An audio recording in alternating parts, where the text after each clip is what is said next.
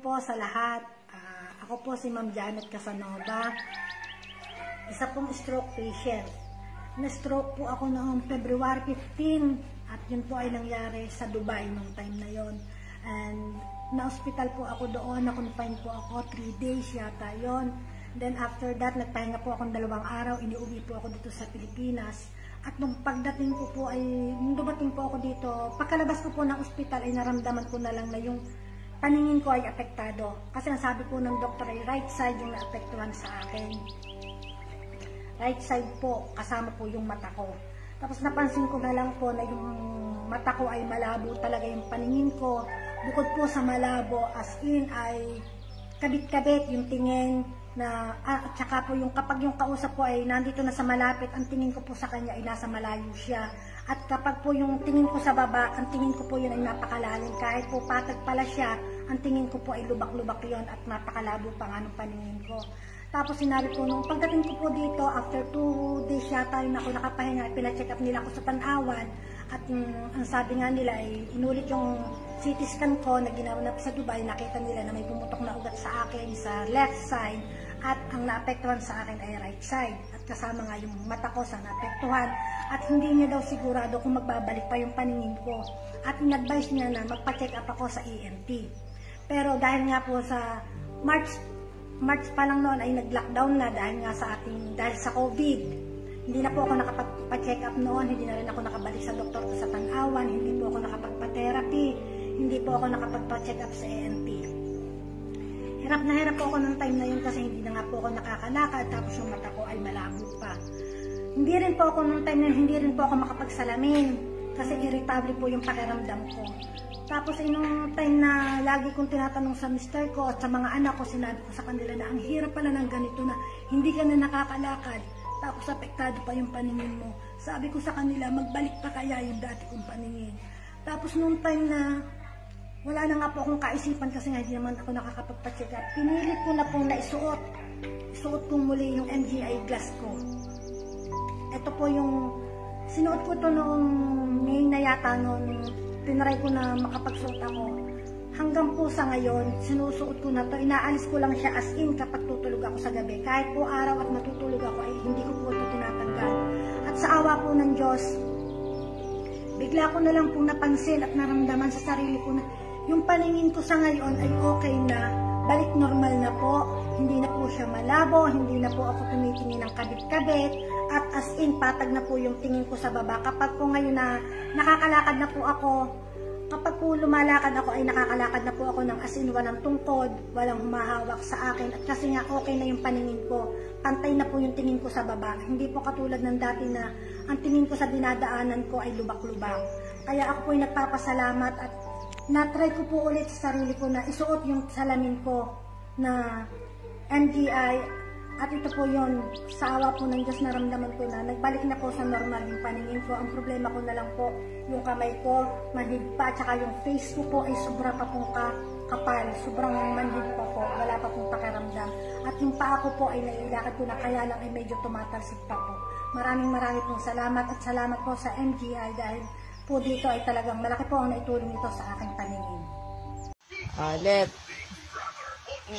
Ano na ang development sa mata natin ngayon? Yung sa blackboard. Oo, yan na. Yung sa blackboard. Si Papa. Oo. Dati kasi, nung hindi pa ako nagsusot ng nanospec, parang yung tingin ko sa blackboard, as in blanco lang talaga siya. May nakikita akong puti, pero blurred na blurred na blurred. Tapos wala halos akong makita doon. As in blackboard lang talaga. Tapos nung nagsuot ako ng nanospec, nakikita ko na yung bawat letter. Nakikita ko na yung bawat letter ng nakasulat sa blackboard. Pero hindi ko pa masyadong nakikita. Medyo malabo pa siya, pero nakikita ko na yung bawat space. Yung kwento mo na blackboard, dati blanco, tapos? Dati blanco, tapos unti-unti siyang mag-i-improve. Parang, ano lang siya, diba? May nakasulat doon na chalk. Tapos, nung nagsuot ako ng nanospec, parang nag-i-improve siya konti. Kasi dati blanco, ngayon, parang white, space, white, space, white, space. Tapos, nung unti-unti rin siya nag-i-improve ngayon, halimbawa, ask, ASK, bawat pagitan ng isang letter, nakikita ko na, pero hindi ko pa rin nababasa yung bawat letter. Parang medyo malabo pa rin. Blurred pa. Blurred pa. Ayun sa TV natin.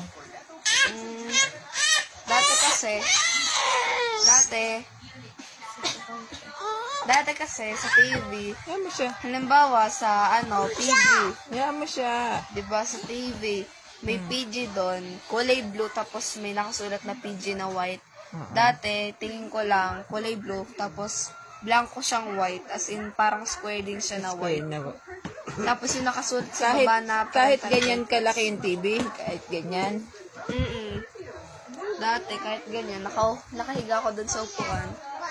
Tapos parang tingin ko pa rin sa TV blurred pa rin yung mukha nila, malabo pa rin. Tapos ngayon nag-i-improve na siya. Nakikita ko na yung nakikilala ko na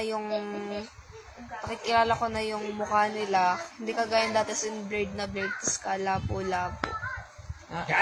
Di nakita mo ng mukha ni Vice Ganda, ni Ann Curtis. Nakikita ko na. Dati, lalo na nung maliit pa yung TV natin, wala akong makita. Kahit nakadikit na yung mukha mo sa screen.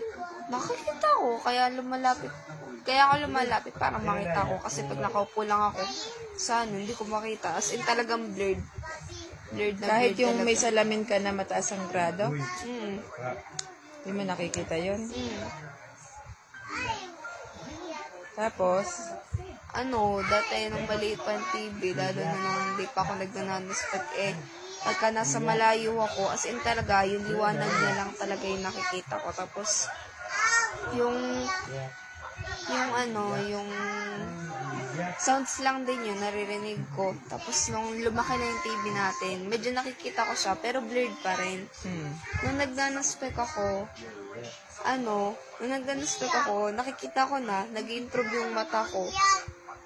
Parang, hindi na siya blurred, malabo na lang siya. Tapos natatanaw ko na siya ng konti kahit nasa malayo na ako.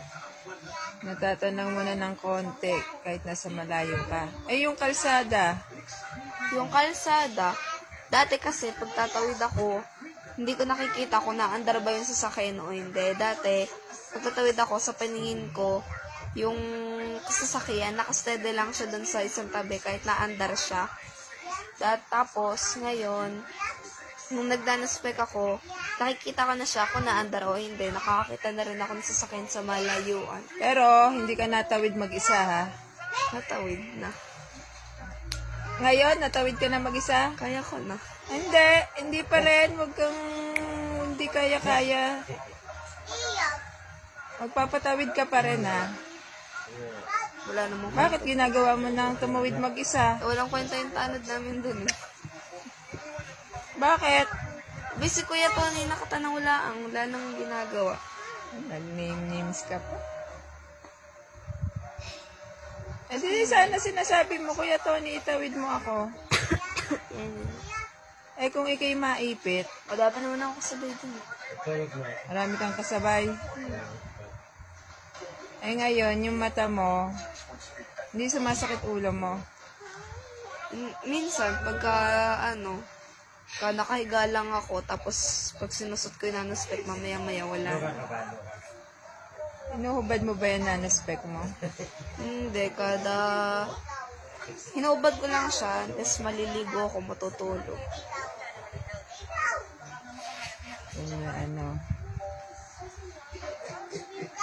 Magalaw pa yung mata mo.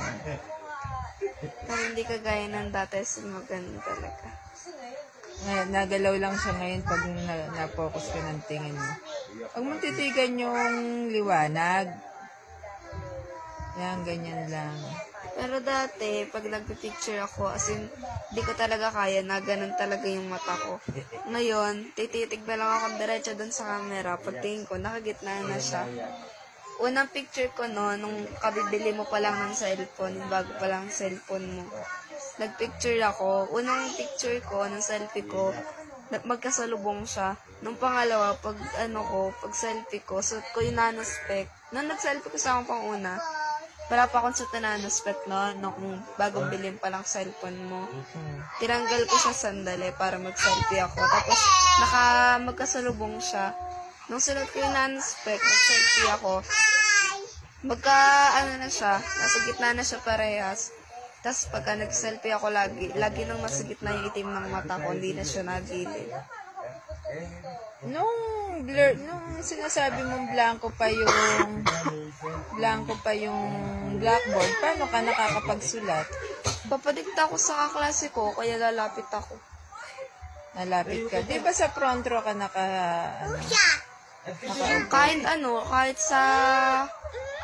Kahit sa unahan ako nakaupo, kahit sa unahan pa lang din ako nakaupo, blurred pa, wala kang makita. Blanco pa rin. Ako po si Eddie Uhano, isang teacher sa high school. Noong Agosto 2023 po ay napansin ko na lumalabo po ang aking paningin dahil sa paggamit ng computer.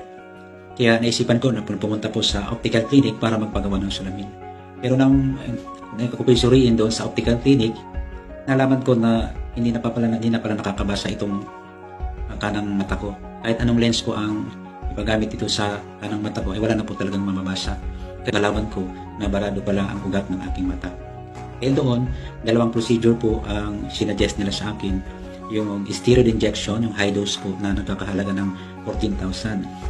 At isa pang procedure, yung laser po na nagkakahalaga naman ng 27,000 pa ako sa Facebook. Nakita ko po yung video ng isang tao na gumamit ng ion spec na barado din po ang kanyang mata, ang ugat ng kanyang mata. Kaya nagka-interest po ako na panoorin yung video. Katapos po noon ay nag-message po ako doon. At nakatanggap po sa message ko ay si Ma'am Arian Gonzalez Garcia. Noon, pumili po ako sa kanya ng ion spec. Simula nung gumamit po ako ng ion spec, nawala na po yung pagluluha at pangingirot ng aking mata. At sa loob po ng isang buwan, nawala po yung aking sinusitis. Pati po yung aking vertigo. Hindi na rin po ako sinusumpong ng high blood pressure. Yung akin naman pong sore throat na hindi po mapagaling ng mga doktor, dalawang doktor na po aking pinuntahan. Sa loob po ng 3 buwan, gumaling na po yung aking sore throat. Dahil yung kanang mata ko naman po na hindi makabasa, pagkalipas po ng 2 buwan, sinubukan ko pong manghiram ng reading glass sa aking teacher. Yung reading glass po ay may gradong 200 at laking. Ako po si Duina Asiaga Marquez, nakatira sa Santo Tomas, Pangasinan. Nung unang naramdaman ko po kasing masakit yung mata ko, taka yung ulo ko. Nagpa-check up ako sa eye center. Sabi ng mga doktor sa akin, may kakaiba sa mata ko. Tawag doon astigmatism pigmentosa. Yung wala daw gamot. Yung paunti-unti na daw ako mabubulag. Naiyak ako ba? Sige, okay lang, kwento niya. 3 doktor na akong nag-second opinion kami. Ganun pa rin ang findings nila sa akin. Hanggang sa 3 doktor na akong nagpatingin, ganun pa rin. Tapos yung kapatid ko, nagtanong-tanong siya sa mga kaibigan niya kung may alam silang nakakagamot dito. Sabi naman nung kaibigan niya ni Yaya, sinabi niyang mayroon siyang alam na nakakagaling daw ito dito sa mata ko. Tapos pumunta kami dun sa Mandaluyong. Sa Mandaluyong Sa po. office ng MGI. Sa may Cherry. Sa may Cherry. Doon ko na itong salamin na ito pinagamit sa akin. Kasi nung buwan masakit naman, napansin ng kapatid ko na masakit tong ulo ko, hindi ko may para siyang nabibiyak. At saka yung mata ko magkirot siya. So, pagkatapos yung gamitin po yung salamin, ano po yung naramdaman? Pagkatapos na gamitin tong salamin, wala akong nawala yung pananakit ng mata ko saka yung ulo ko. Hanggang sa tuloy-tuloy ko siyang ginamit. Ngayon po, kumusta na pakiramdam niyo? Okay naman po siya. Hindi na siya sumasakit. Hindi na sumasakit yung ulo ko. Hindi na kumikirot yung mata ko. Sa kapag gamit ko siya, hindi na nasisilo yung mata ko. Maliwanag na rin yung paningin ko pag pag nagbabasa lang ako, gumagamit lang ako ng may grado. So, yun lang ho. Marami hong salamat. At Hello, Kaayon Spec. Good morning. Karong higayuna na napunta dire sa Akupong, no, sa panimalay ni Ma'am Da Valerio. So atong interviewon kining isa ka bata nga siya na mag-istorya kung sa gibati niya sa iya nga mata. Hello gang, good morning. Kinsa imong pangalan? Ako po si Draven Prince TV. Pila imong edad? I'm 13 years old. Unsa imong gibati sa una sa imong mata? Sa una, wala pa akong ayon spec. May mga puti-puti na nakalipat sa mata ko. Kala ko normal lang. Ngayon, may ayon spec na ako na nag-aarang-arang ng mga nagalupad sa tunga sa mata na ako. Ilang kaadlaw ka nagamit gani? Wala po ka. Doha pa siya kaadlaw. Sa pagganit imong gibati, katong wala pa kay ayon spec, pag pagganit ka o cellphone. Nang nagkatulang kong mata, pas kung katulon ako, magluwa siya. Karon kumusta siya? Dili naman, di na siya katulong. Okay, praise God. So, nindot kaayo, no? Siya nagapamatuod sa kabata, no? Floaters ang iyahang gibati sa iyahang mata. Karon nag-arang-arang na. Duha pa lang kaadlaw, duha pa lang. Kunya, naamagudtaan ni o anti-radiation na siya, anti-UV, anti-blue rays. So, ayon na siya. So, thank you kaayo gang sa ikayon nga mong i-share na makaabot po sa uban. Ako kayo blessing. Thank you.